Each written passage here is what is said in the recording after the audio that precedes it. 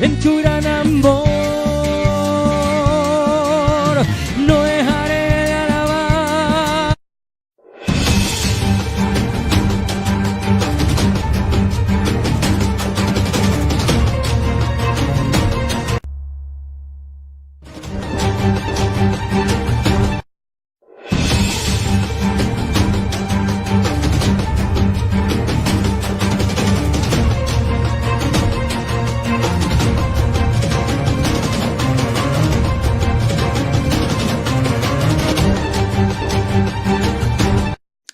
Hola a todos, bienvenidos a un nuevo programa de Conectándonos en la Raíz.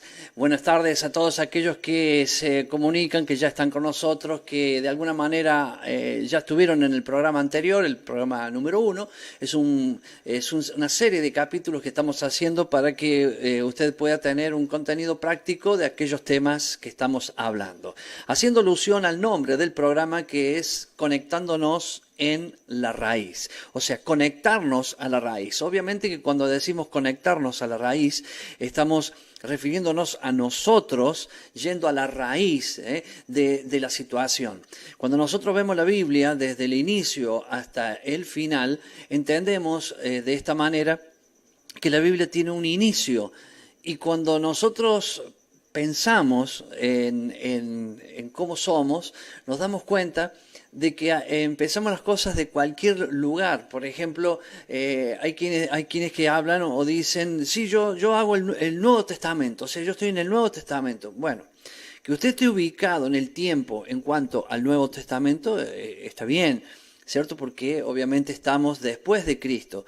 Pero tenemos que entender que cuando hablamos de la Biblia, estamos hablando desde el inicio, estamos hablando del Padre, que es el creador de todas las cosas, estamos hablando de su Hijo Jesús, que es la palabra, su Hijo Jesús, quien fue y vino y dio la vida por nosotros para rescatarnos, y Él vino, como hablábamos, yo voy a repetir muchas cosas que hablamos en el programa anterior. Por eso es importante que usted puede encontrar y seguir el estudio número 1, vaya al número 2, para que obviamente pueda entender algunas de las cosas que vamos a ir avanzando.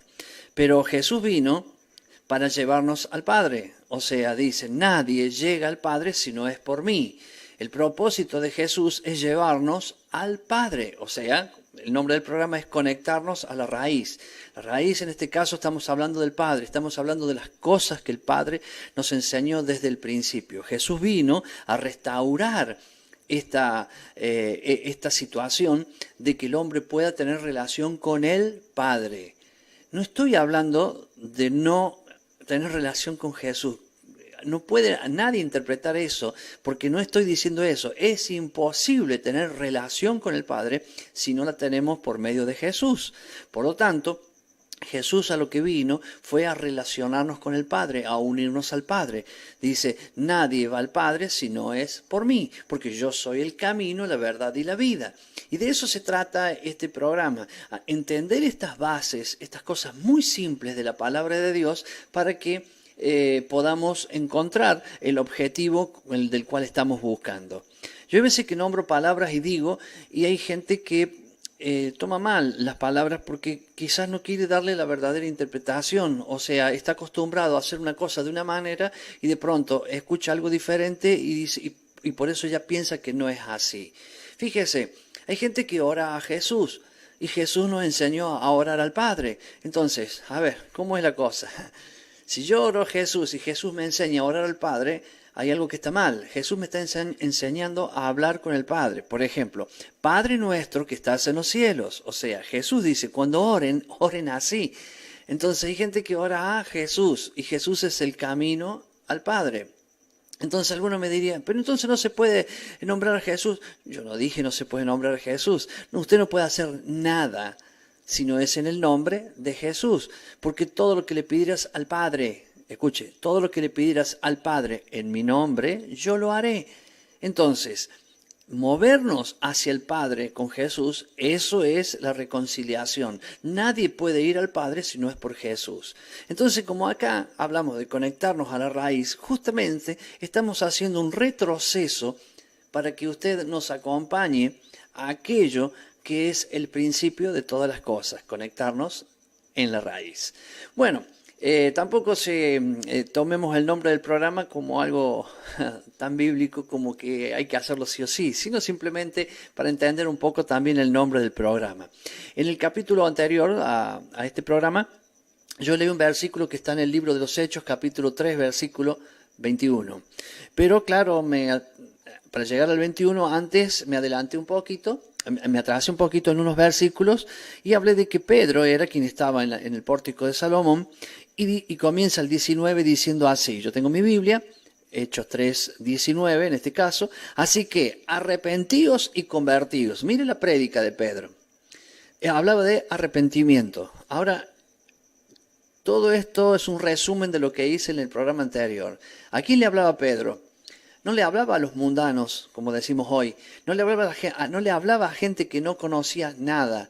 Pedro le hablaba a judíos. Los judíos son expertos en la palabra porque ellos desde niño se instruyen en la palabra y saben. Y le estaba diciendo arrepentíos. Entonces acostúmbrese, ¿cierto? Cuando escuche estas palabras, Juan el Bautista hablaba y también decía arrepentíos porque el reino de los cielos se ha acercado. Después vino Jesús y decía arrepentíos porque el reino de los cielos está entre vosotros. Y acá lo vemos a Pedro diciendo arrepentíos y convertíos. Fíjese, es la misma. El problema está que la palabra original no dice arrepentíos, dice hagan teshuvá. Teshuvá es mucho más que arrepentirse, porque al hablarle a personas creyentes, Pedro le estaba diciendo, vuelvan al Padre.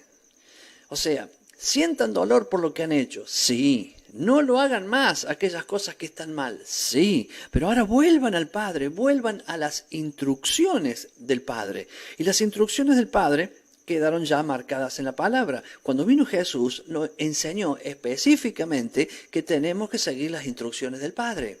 El joven rico se le acercó a Jesús y le dijo, ¿qué tengo que hacer para heredar la vida eterna? Y Jesús le dijo, cumple los mandamientos, obedece los mandamientos. Y él le dice, todo eso lo hago desde mi juventud. Entonces Jesús lo miró, lo amó y le dijo, anda, vende todo lo que tenés.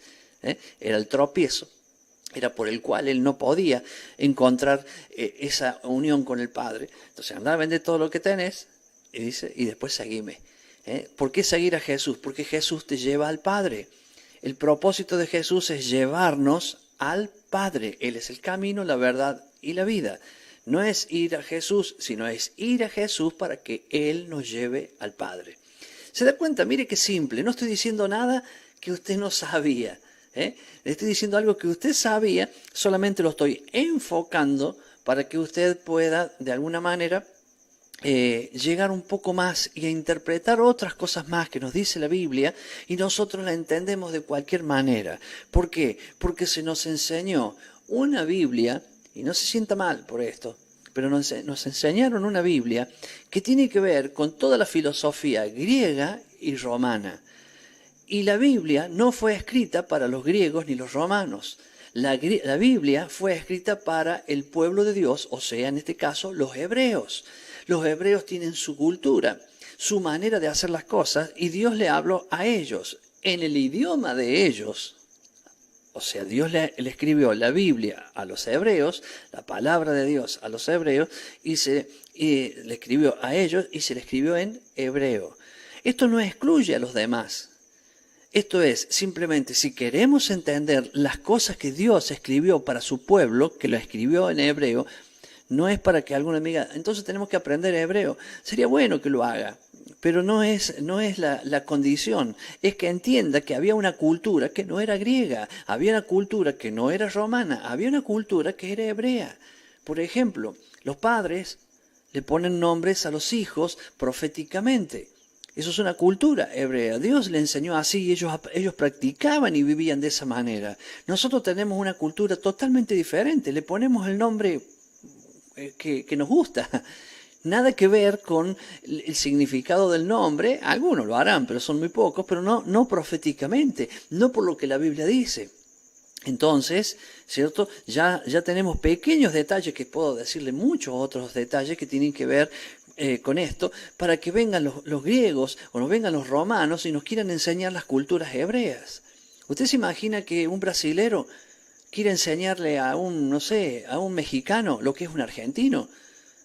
Sería raro, extraño, porque él no, seguramente, aunque conozca Argentina, no conoce la cultura de haberla vivido, conoce la cultura de verla de afuera.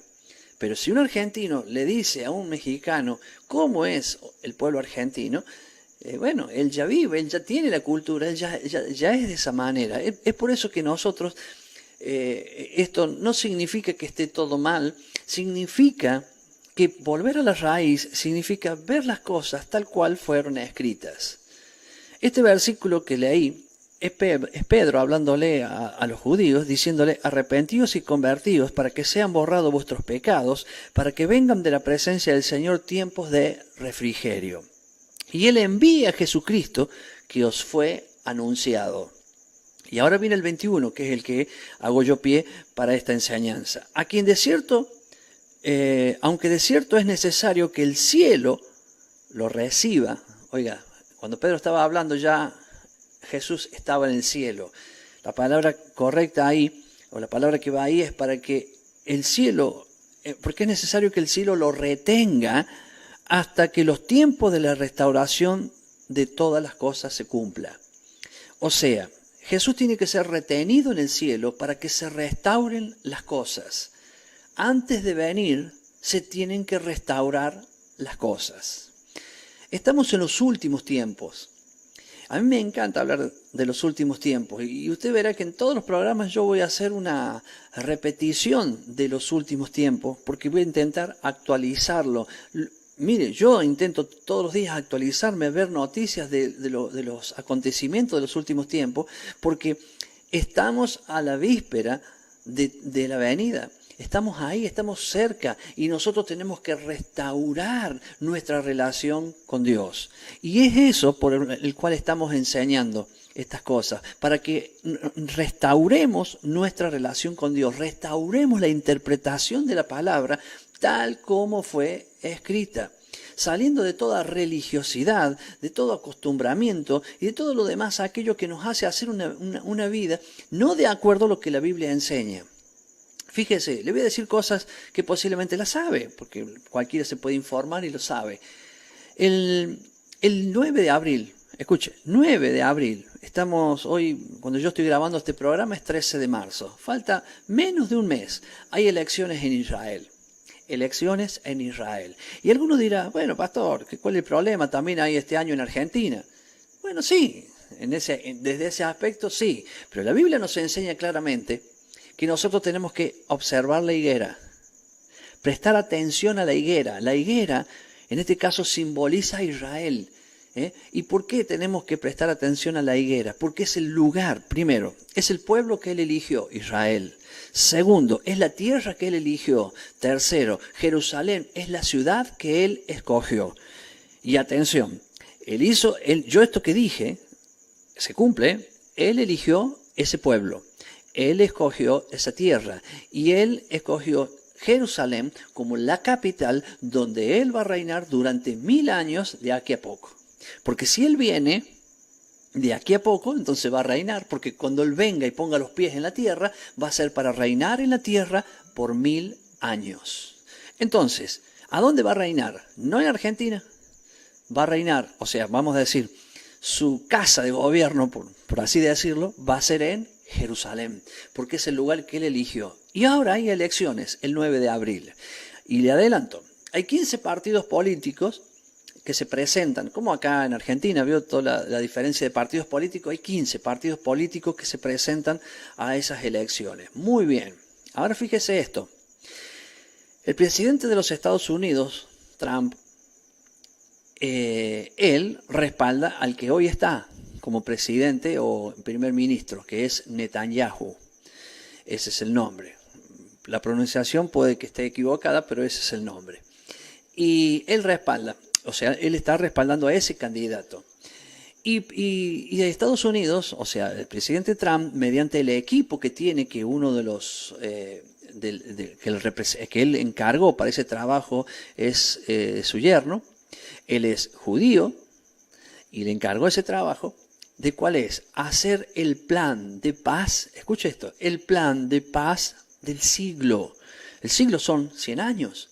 El plan, o sea que en 100 años este es lo más grande que se ha hecho, es este plan. ¿Cuándo dice que lo va a revelar? Después de las elecciones. O sea que después de las elecciones, el 9 de abril, no sé quién va a ganar, ¿cierto? Pero este está respaldando a el que está hoy. Va a revelar el plan de paz. Ahora escuche esto. ¿Usted recuerda hace años atrás aquellas enseñanzas que decían cuando digan paz y seguridad? Primero, eso está en la Biblia, ¿no? Pero hace años atrás, cuando digan paz y seguridad, vendrá destrucción repentina. Este plan es un plan de paz. Están hablando, y la Biblia dice, cuando hablen de paz y seguridad, no dice que cuando haya paz, sino que cuando hablen, ya están hablando, y ahora va a presentar el plan de paz para la fecha esta que le dije, no el 9 de abril, perdón, sí, creo que lo expliqué bien, no el 9 de abril, sino después de las elecciones, puede ser el 15, el 20 de abril, no sé, pues posiblemente sea en mayo, tampoco lo sé, se va a presentar el plan de paz. El plan de paz es la paz entre Israel y el pueblo palestino. El pueblo palestino quiere la tierra de Israel. El pueblo de Israel quiere su tierra. Entonces, ¿cuál sería la paz? Bueno, es como alguien va a cortar una pizza, la mitad para cada uno, o una parte para uno, una parte para el otro. Va a haber un reparto. Y eso va a traer serios problemas. Por eso cuando digan paz y seguridad. Pero yo quería tomar este tema porque estoy hablando de los últimos tiempos. ¿Usted recuerda cuando se hablaba y se decía, sí, pero cuando eso ocurre, la iglesia ya no va a estar, porque la iglesia va a estar con el Señor en el cielo? ¿Usted los recuerda?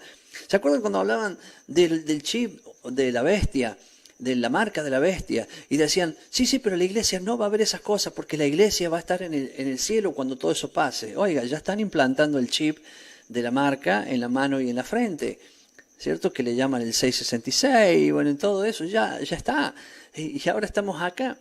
¿Qué pasaría si después del 9 de abril, esto es una cosa que yo digo, ¿no?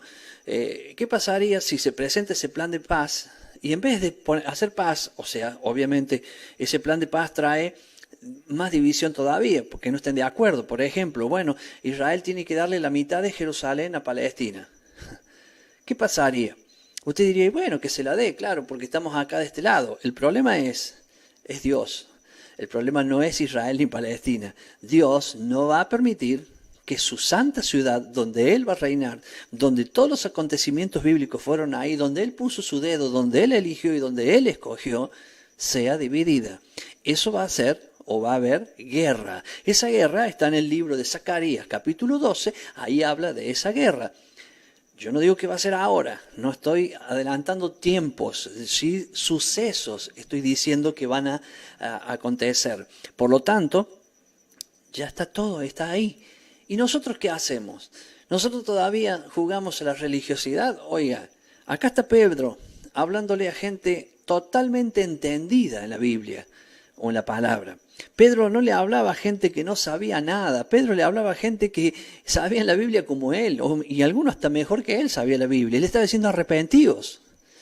Entonces alguno dice, pero a ver, ¿de qué cree que me arrepienta si yo intento hacer todo lo que está bien? Arrepentite de lo que dice la Biblia, de lo que quiere decir la palabra arrepentimiento. Sentí dolor por lo que has hecho y no lo hagas más. ¿Qué es lo que hice?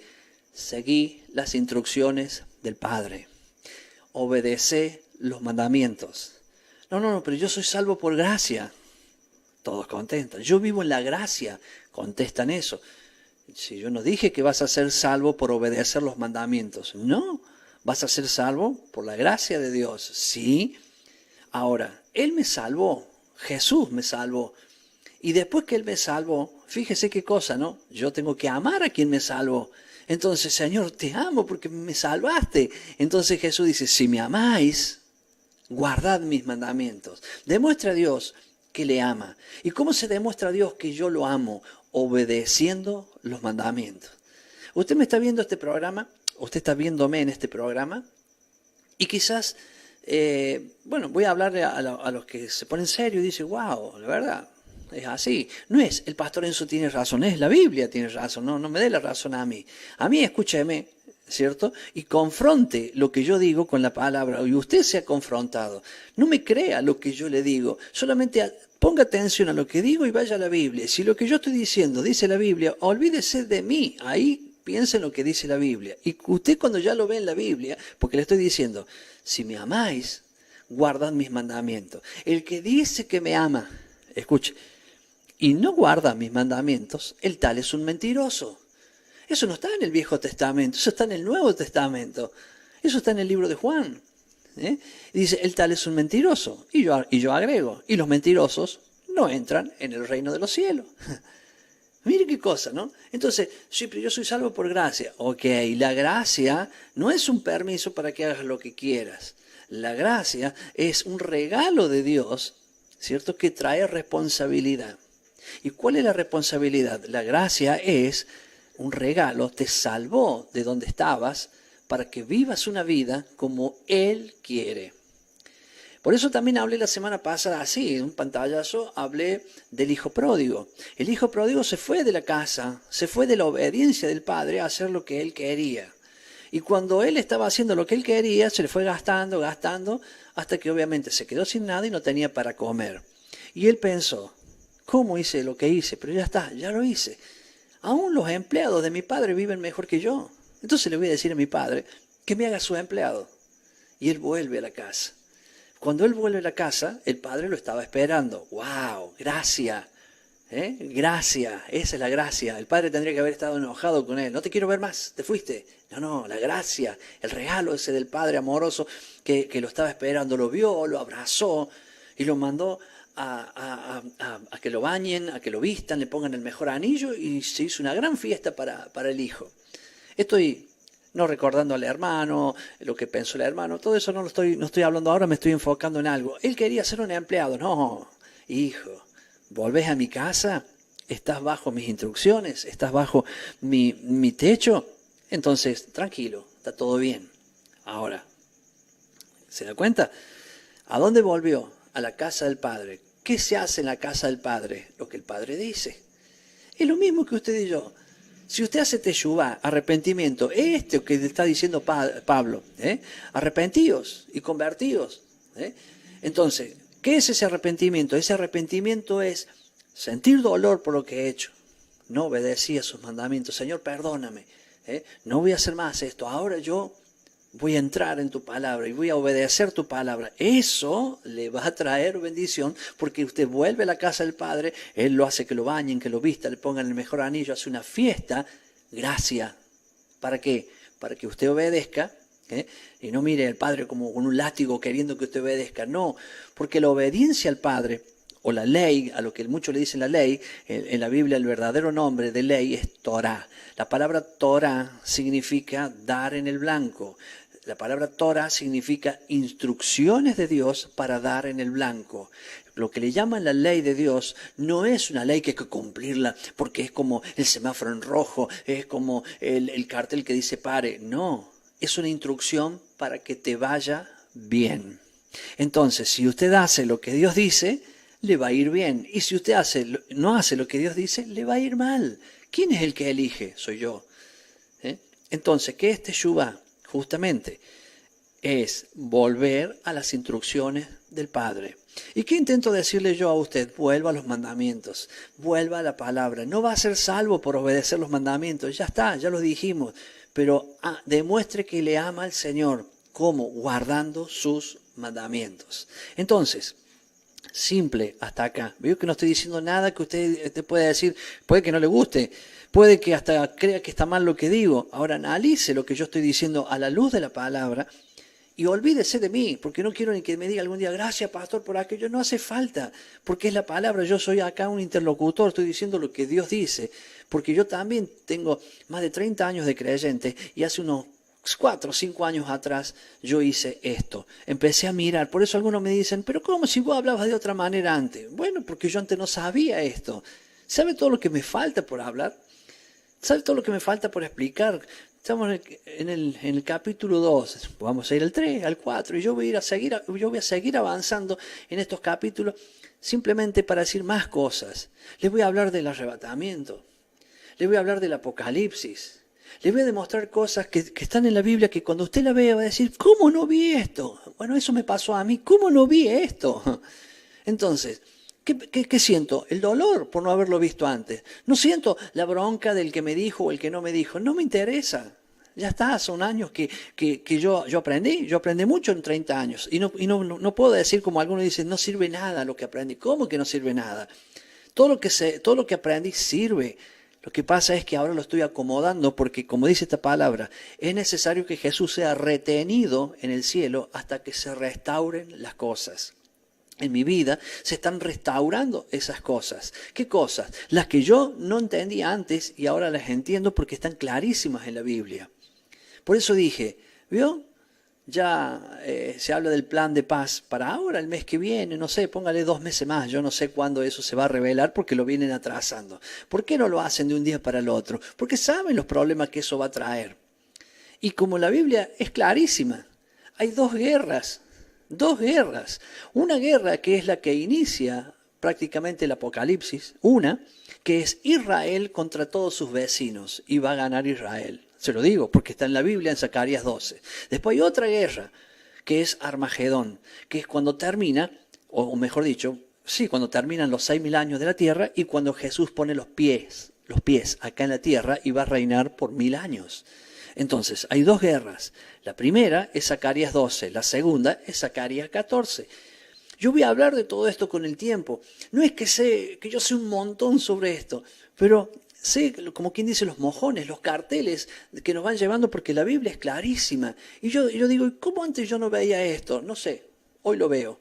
¿Por qué? Porque es necesario que Jesús sea retenido en el cielo hasta que se restauren las cosas. Hasta que el pueblo aprenda que los 10 mandamientos, más todos los mandamientos más que hay en la Biblia, son para cumplir, para que nos haga bien.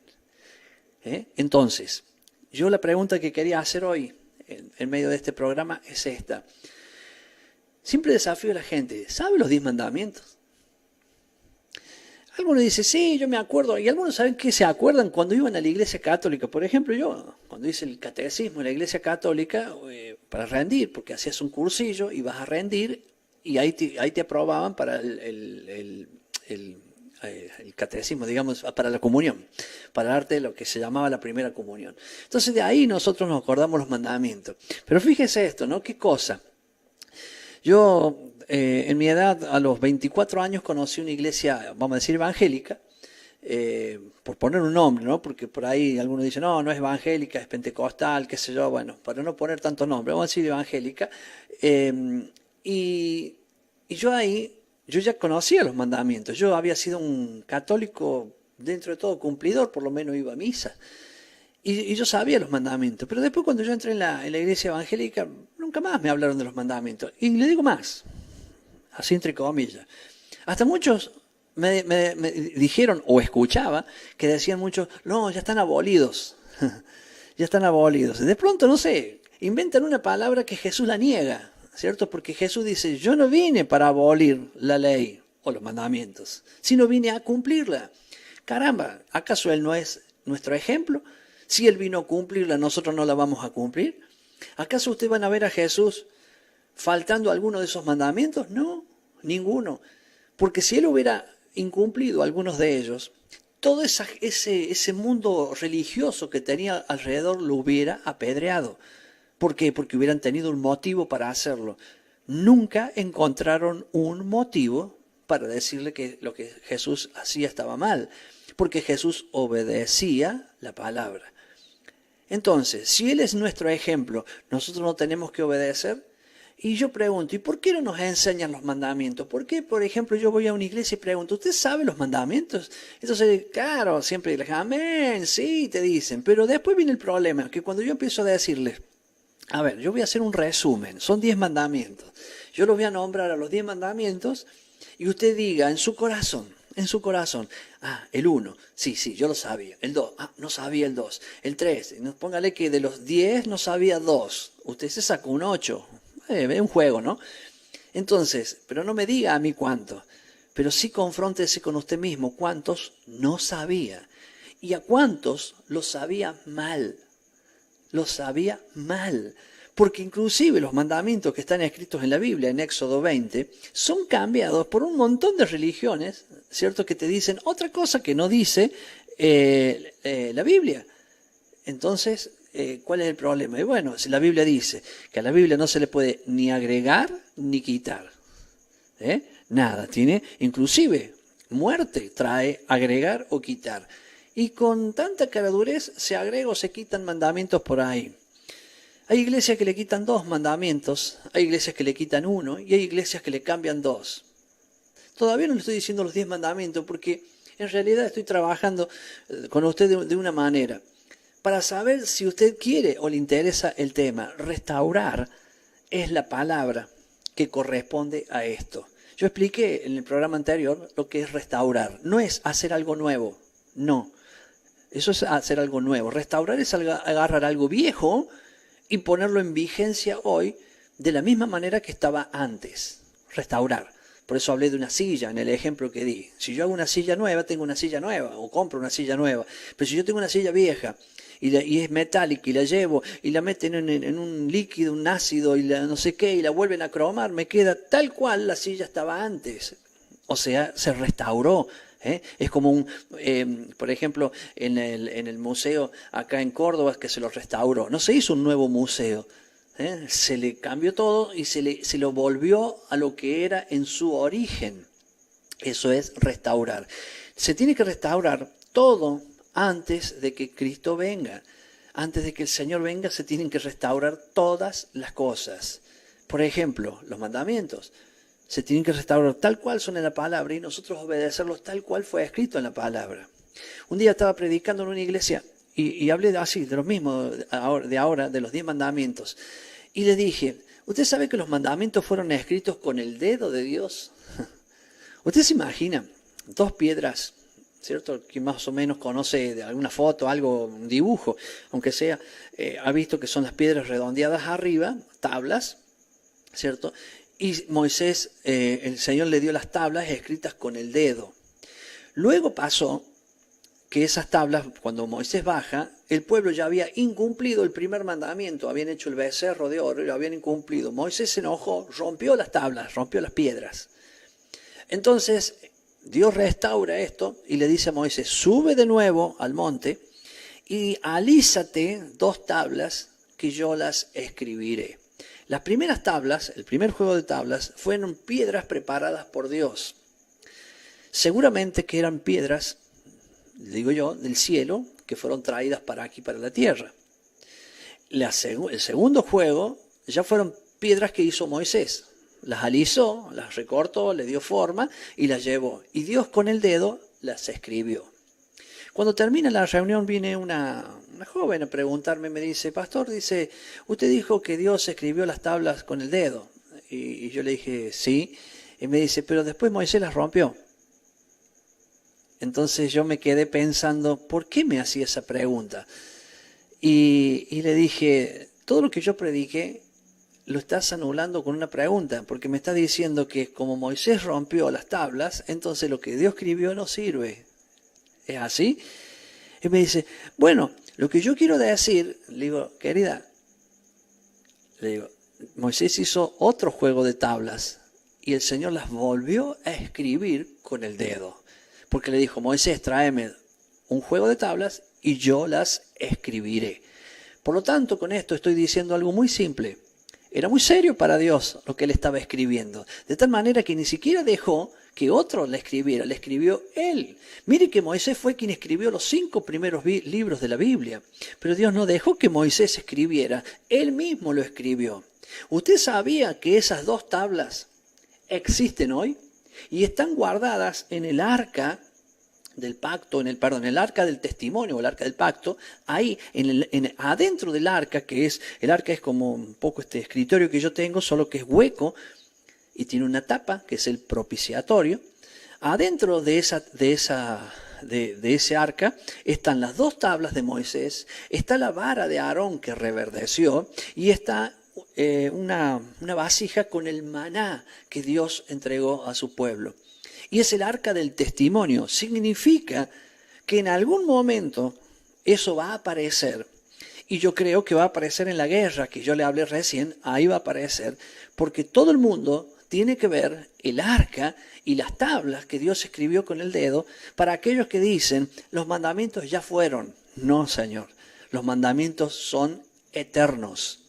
No solo los 10, pero mire que los 10 están hoy y está en el arca del testimonio. ¿Sabe por qué? Porque eso va a dar testimonio de lo que Dios dijo hace 4.500 años atrás. Lo dijo, fue el pacto.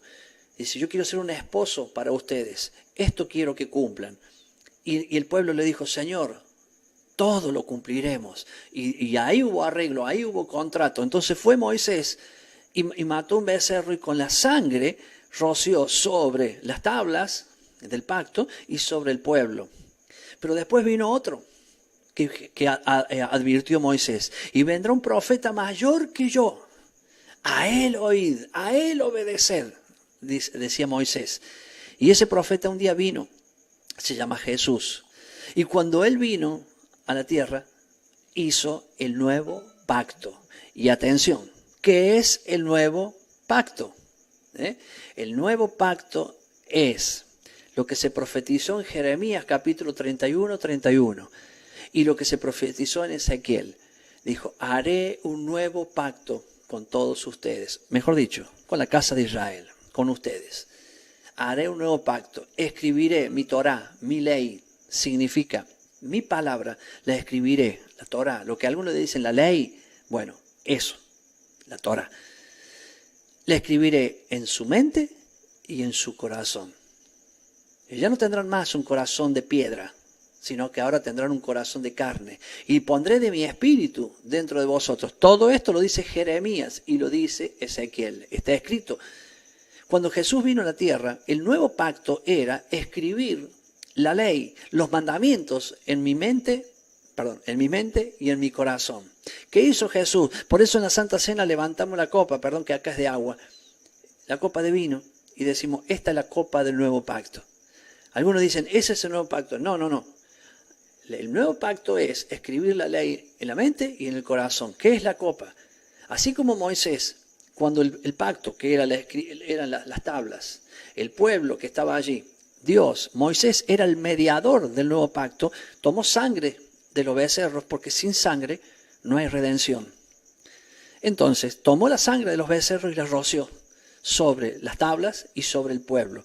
Cuando Jesús murió, con su sangre, no la de un cordero, no la de un becerro, no la de un toro o un macho cabrío, con la sangre de Jesús roció el nuevo pacto, que es escribir la ley, la Torá, en la mente y en el corazón. Por eso cuando levantamos la copa, estamos diciendo, yo estoy en el nuevo pacto, ya no tengo la ley escrita en un libro, ahora la tengo en la mente y en el corazón, porque por medio del Espíritu Santo de Dios, yo voy a ser guiado a toda la verdad que es la palabra. Y la copa, que es la sangre, fue lo que Jesús derramó en ese pacto entre lo que Dios dice y entre nosotros que queremos obedecer. Mire qué simple.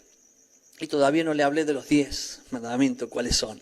¿Por qué? Porque lo que quiero decir es llevarlo ahí, ¿cierto? Pero ¿para qué? Para que usted, viendo el programa, usted puede decir, pastor, yo quizá no me lo puede decir a mí, también me pueden mandar un mensaje. Nosotros tenemos un correo electrónico, voy a ver si se lo puedo poner ahora rapidito, ahí está, para que usted pueda verlo acá abajo. Dice info@retorno.tv. Ahí puede escribir un correo electrónico, para lo que quiera.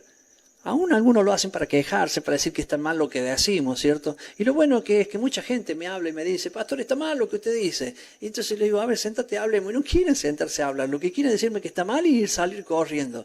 Porque no tienen una base para decir que está mal. Yo le estoy mostrando una base.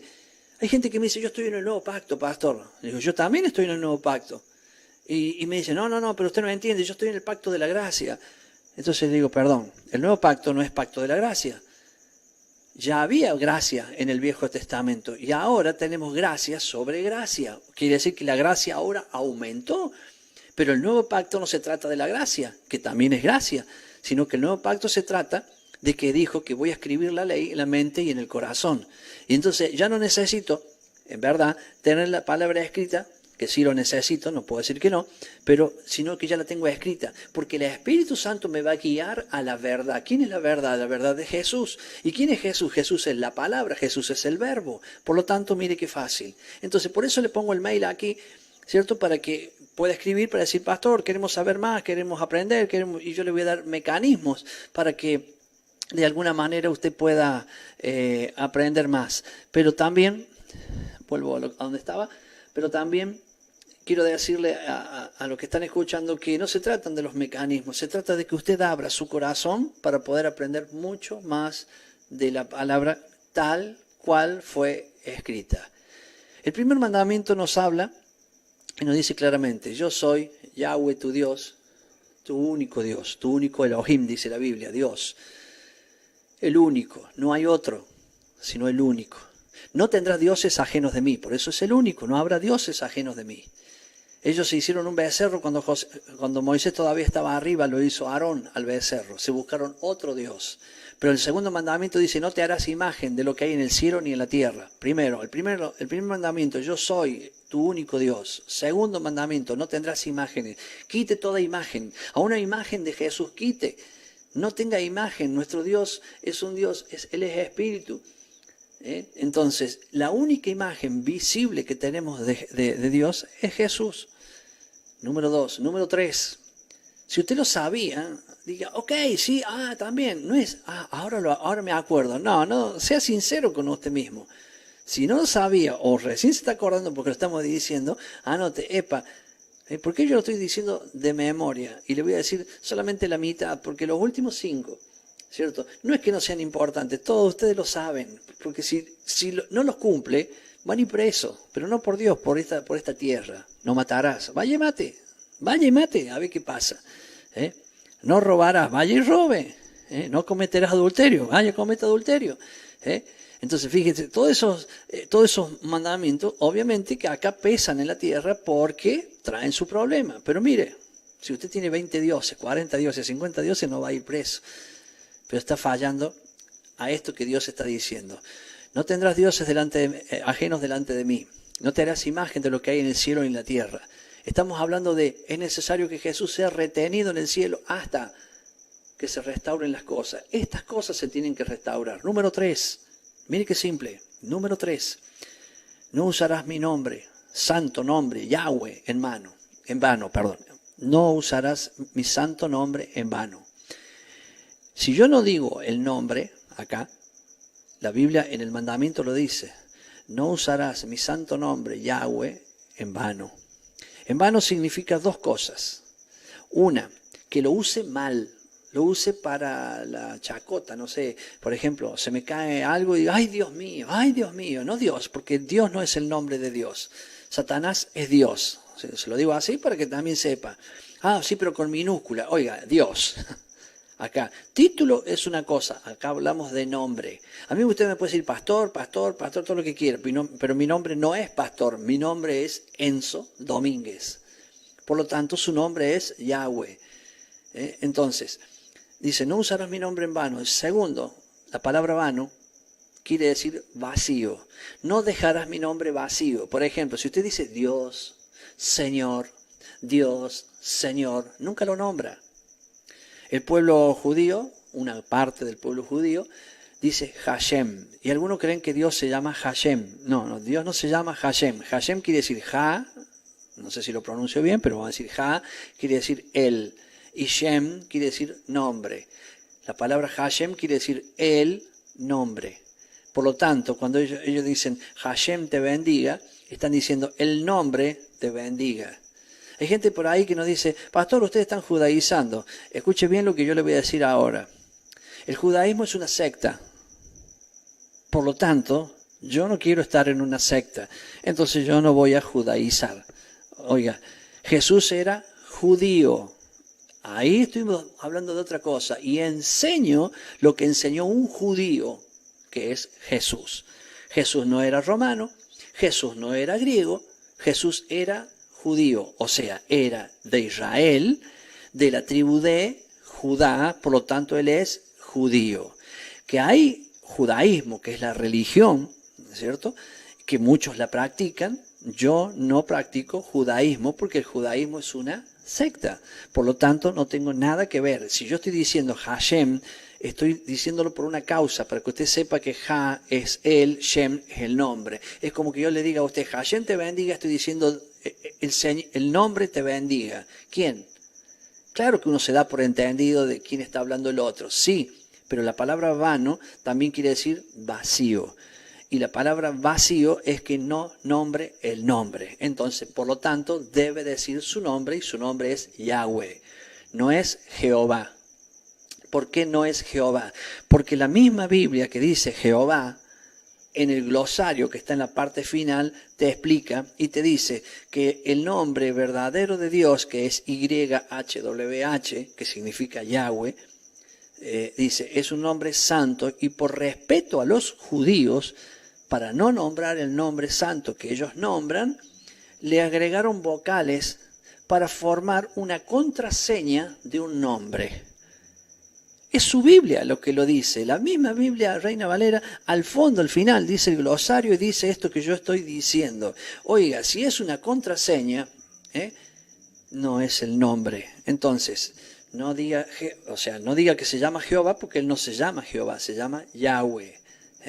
Por lo tanto, de la misma manera que el Padre se llama Yahweh o Yahweh, ¿cierto? Ayer le explicaba a alguien y le decía, en la Biblia católica dice la palabra Yahvé, o sea, con B corta, ¿cierto? Vamos a decir Y-A-V corta E, y H también, pero bueno, vamos a decir así para que se entienda.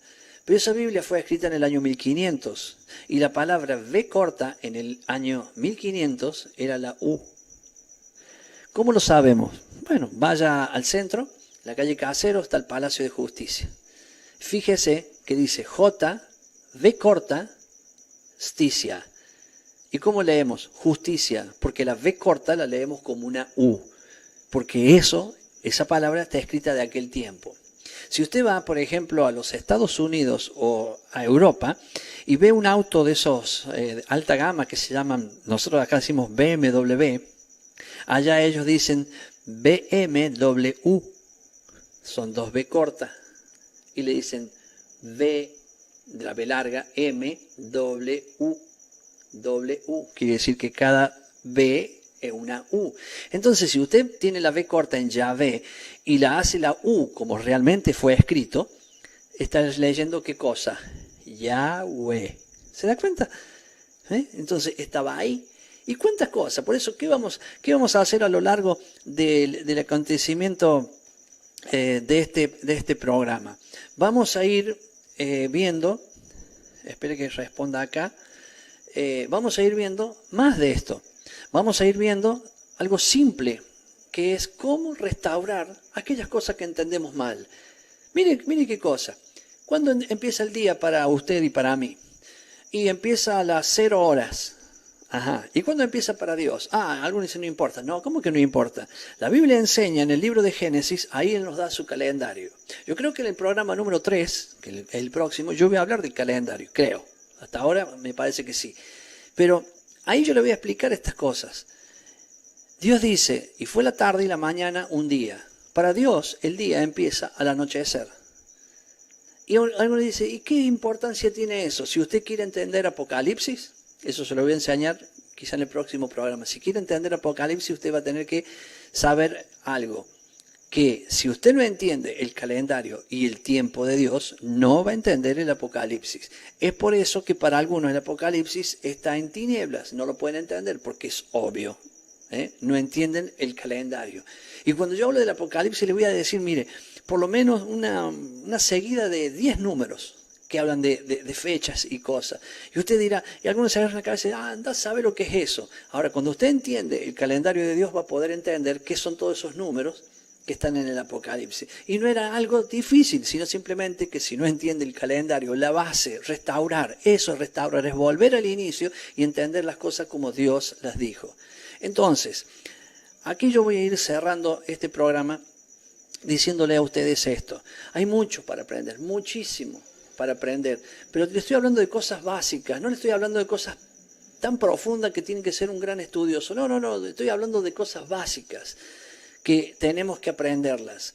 Y esas cosas básicas que a medida que va pasando el tiempo las vemos, que no se puede hacer todo un día, claro, esas cosas básicas van a hacer que usted vaya restaurando en su vida el principio de las cosas. Yo quisiera ayudar y ojalá pueda ayudar a muchos, porque yo también pasé por ahí. Yo pasé por una crisis que se llama, que cuando yo empecé a aprender esto me di cuenta que, o sea, lo primero que pensé es que yo no sabía nada. Entonces ya no podía hablar con los que siempre hablaba porque yo ya veía que era todo distinto, pero tampoco podía hablar los que conocían de esto porque ellos sabían muchísimo más que yo. Entonces yo me quedaba al medio y sufrí mucho hasta que un día entendí que lo que yo sabía estaba bien, solo que había que darle orden, ¿eh? Y en el Génesis las cosas estaban desordenadas y vacías y Dios le dio orden. Cuando Dios estableció ese orden de esas palabras en mi vida, yo me di cuenta que yo sabía, solo que las tenía desordenadas. Entonces fue restaurándose lo mismo que sabía antes, ahora se me empezó a restaurar. Y eso es lo que cambia en estas cosas. ¿Por qué? Porque yo le voy a hablar, por ejemplo, de la venida del Señor. Que te dicen, no, el Señor viene antes del Apocalipsis. Oiga, yo le puedo decir que Pablo dice bien claramente en la Biblia, lo dice bien claramente, Jesús no vendrá hasta que después se manifieste el hombre de perdición, que es el anticristo. Es Pablo. No, pero Pablo lo que pasa es que ese día estaba medio loco. Bueno, entonces yo le voy a decir lo que decía Jesús. Sí, porque Pablo ese día estaba medio loco y escribió cualquier cosa. Bueno, vamos a ver lo que dice Jesús en Mateo 24. Él habla de su venida, le preguntan cómo es el tiempo de su venida. Y usted dice, y usted verán guerras, terremotos, pero no es el fin. Y verán esto, aquello, y matarán unos a otros, el padre y la madre, matarán a sus hijos. Dice, pero todavía no es el fin. Dice, y ahí verán, dice, el hombre de perdición, perseguir a la iglesia, matar a los creyentes, y habla de todo eso, que obviamente tiene que leer Mateo 24. Y acá viene la frase, dice, entonces, ya primero, está diciendo lo que va a pasar antes, terremotos, guerras, muerte, persecución, el hombre de perdición, o sea, el anticristo, el que va a engañar. Por eso dicen tantas veces, cuando digan, está aquí el Cristo, está allí, no lo crean, no lo crean, no lo crean. ¿Por qué tantas veces repitió eso Jesús? Porque Jesús viene y cuando Él venga es el momento donde usted va a entender la situación. Porque Él va a venir y antes va a tener un montón de gente que lo quieren o le quieren engañar. Por lo tanto, mi querido, Jesús dice, y esta es la palabra el punto que yo quiero llegar. Jesús dice, y cuando pasen estas cosas, yo vendré en las nubes. ¿Cómo viene? En las nubes. Y enviaré mis ángeles delante de mí. ¿Cuándo? Cuando pasen todas estas cosas, enviaré mis ángeles para que cosechen, levanten a los míos. Arrebatamiento. ¿Cuándo? Ya les di algo muy importante, y aunque no es el tema de hoy, estamos hablando de restaurar. Algunos dicen, no, pero yo me quiero ir antes. Bueno, yo no sé cómo es eso. Yo lo que sí sé es que le estoy hablando de restaurar. Y un día voy a tocar ese tema y le voy a mostrar los versículos y todas las cosas para que usted tenga todos los datos. Es por eso que yo he terminado ahora el programa. Siempre lo voy a llevar a que usted aprenda. Y le voy a presentar a la Facultad Bíblica Internacional. En la página web tiene ahí todos los datos, pero yo no voy a hablar de eso. Terminado mi interpretación aquí, voy a poner, lo voy a dejar al doctor Horacio Corneli, que es el director de la facultad, y él lo va a estar primero enseñando cosas así muy cortitas, pero lo va a estar invitando a la facultad para que usted pueda aprender mucho más de esto. Yo voy a seguir hablando porque yo hago la introducción. Después el doctor Horacio Corneli lo lleva, por ejemplo, el tema que estoy hablando que se llama Teshuvá o arrepentimiento. El doctor Horacio Corneli lo da, lo tenemos ahí en la página web, se lo da con una claridad aún mayor que la mía, con datos precisos, con un montón de versículos, porque lo que yo estoy haciendo es como un sacudón para que usted pueda tomar esa palabra y después que la tome, usted va a querer aprender, ir a la base y ahí va a tener muchísimos datos más. Es por eso entonces que yo me voy a despedir ya de este programa. Me despido, pero dejándole como sería una serie de publicidad de la Facultad Bíblica, porque empezamos un curso la semana que viene y a mí me gustaría muchísimo que ustedes puedan participar con nosotros en ese curso. Por lo tanto, le agradezco la atención, haber estado aquí con nosotros. y de esta manera yo me voy a despedir hasta el próximo programa. Este es el programa número 2 de Conectándonos en la Raíz. Y la semana que viene continuaremos, o en esta semana quizás, con el número 3, con el mismo tema que estamos hablando ahora, que es Teshuvá, una introducción para ir a la profundidad de todo aquello que tiene que ver con la restauración. No se olvide, todo lo que hemos hablado hoy tiene que ver con Hechos 3:21, que dice que es necesario que Jesús sea retenido en el cielo hasta que se restauren todas las cosas. Que Dios le bendiga. Quiero hacer una oración por cada uno de ustedes, que siento en mi corazón que siempre que termine un programa, ojalá que siempre recuerde de poder hacerla. Yahweh bendiga y guarde toda su vida y toda la de su familia. Yahweh haga resplandecer su rostro sobre cada uno de ustedes y tenga de ustedes misericordia. Yahweh alce sus ojos sobre cada uno de ustedes y ponga en ustedes paz, o como decimos nosotros, shalom. Dios le bendiga. Chau, chau.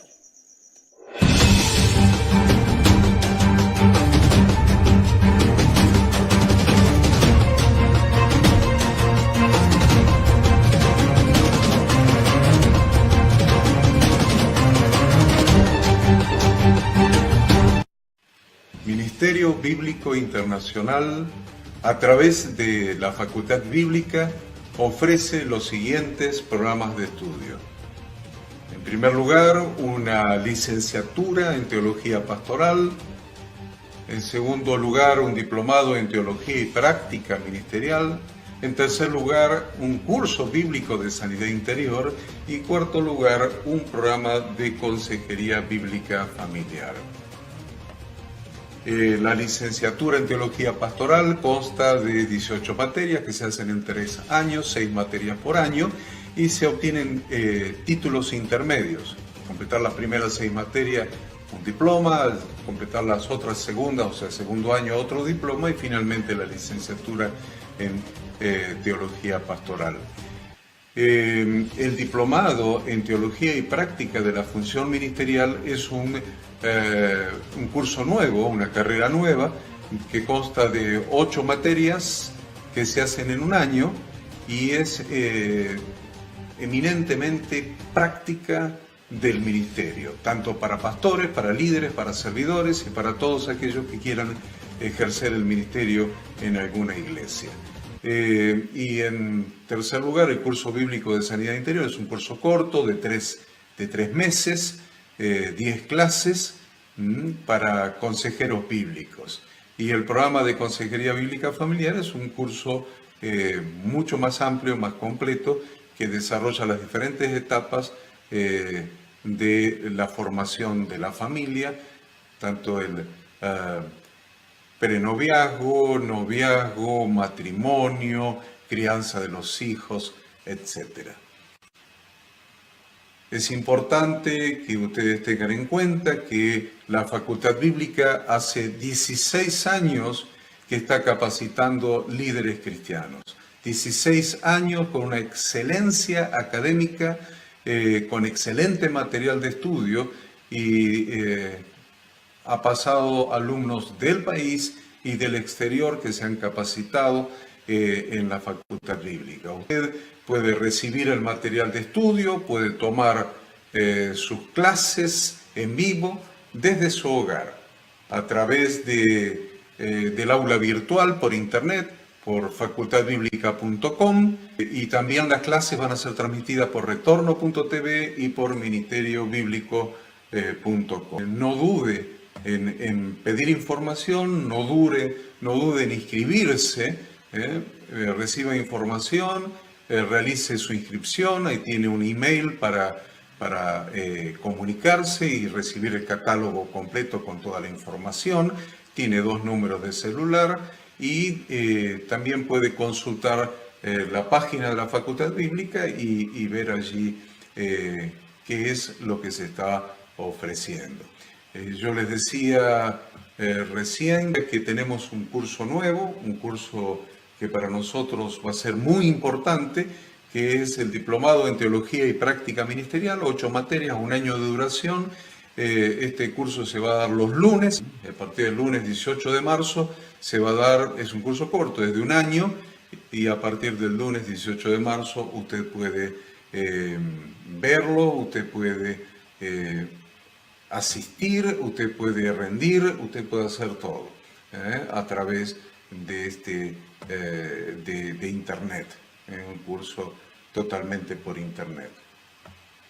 Acá tenemos algunos grupos que se han graduado a lo largo de los años.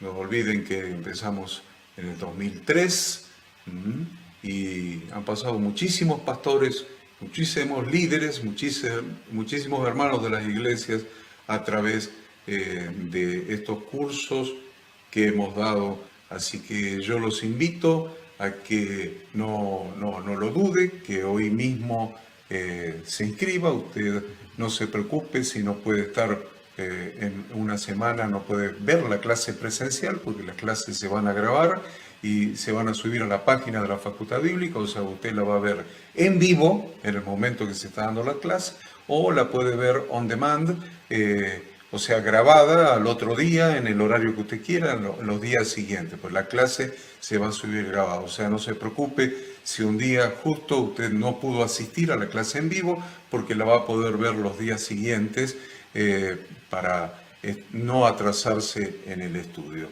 Así que yo lo invito a que llame por teléfono, a que escriba un mail, pero no se pierda esta oportunidad de recibir el material, muy buen material por Internet, poder leerlo en la pantalla, imprimirlo y quedarse usted con el material, porque el material es para usted. Así que los invito a llamar, los invito a inscribirse.